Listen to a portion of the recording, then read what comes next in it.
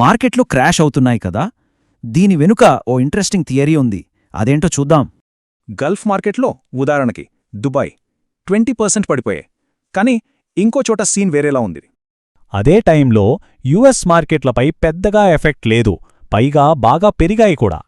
అసలు ఈ యుద్ధం ఆగకుండా చూస్తున్నదే అమెరికా అని ఒక వాదన ఉంది. షాకింగ్గా ఉంది కదా. అయితే అసలు స్ట్రాటజీ ఏంటి? ఈ కథ మిడిలీస్ట్లో కాదు, ఇంకెక్కడో మొదలయింది. ఈ థియరీ ప్రకారం అమెరికా ముందుగా వెనిజులా ఆయిల్ రిజర్వ్స్ను తన కంట్రోల్లోకి తెచ్చుకుంది. ఆయిల్ సప్లైని కంట్రోల్ చేసే ఓ పెద్ద ప్లాన్లో ఇదొక భాగమన్నమాట.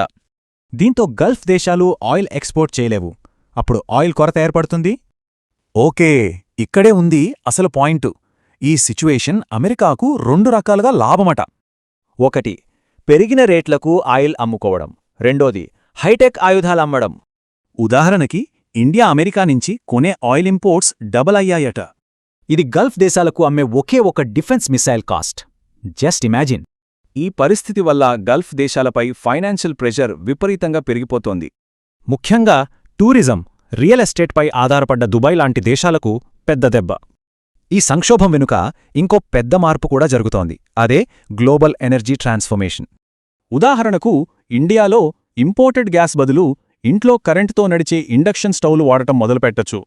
ఇలా లక్షల మంది మారితే గల్ఫ్ ఎనర్జీకి ఫ్యూచర్లో డిమాండ్ పర్మనెంట్గా తగ్గిపోవచ్చు. కానీ ఇండియా మార్కెట్పై ఈ ప్రభావం తాత్కాలికమే అంటున్నారు, పర్మనెంట్ కాదట. ఎందుకంటే ఇండియా డొమెస్టిక్ ఎకానమీ చాలా స్ట్రాంగ్, అందుకే లాంగ్ రన్లో తట్టుకుంటుంది. అందుకే మార్కెట్ ఇలా పడ్డప్పుడు దాన్ని ఒక అవకాశంగా చూడాలన్నది అసలు పాయింట్. అంటే మార్కెట్ పతనం నిజంగా కొనుగోలు చేయడానికి ఒక మంచి అవకాశమా? చివరగా ఈ సంఘర్షణ ప్రపంచ ఎనర్జీ మ్యాప్ను శాశ్వతంగా మార్చేస్తుందా? ఆలోచించాల్సిన విషయమే.